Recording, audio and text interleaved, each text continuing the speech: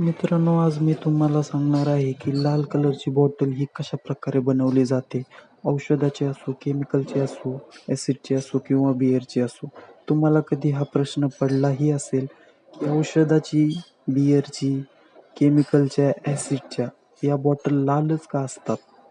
पांढऱ्या का नसतात, हिरव्या का नसतात?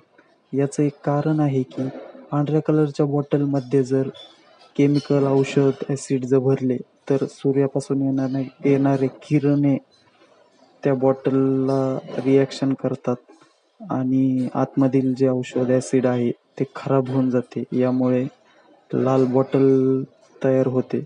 लाल बॉटलमधील जो बॉटलचा लाल कलर असतो, तो सूर्यकिरणांना डायरेक्ट आत येऊन देत नाही. त्यामुळे लाल कलरची बॉटल ही सेफ असते.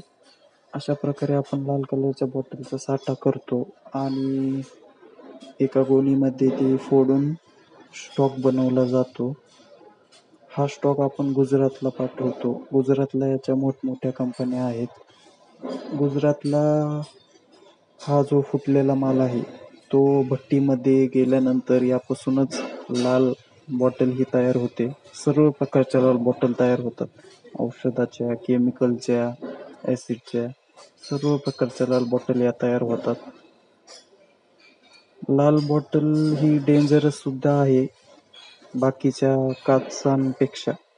कारण बाकीच्या काचा पांढऱ्या जर आपल्या हाताला पायाला लागल्या तर ते एवढ्या डेंजरस होत नाहीत.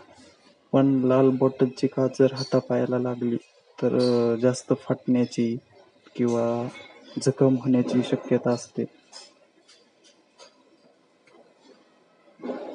अशाच प्रकारच्या व्हिडिओसाठी मला फॉलो करा, सबस्क्राईब करा आणि नवीन व्हिडिओसाठी पुढील वाटचालीसाठी मला सपोर्ट करा.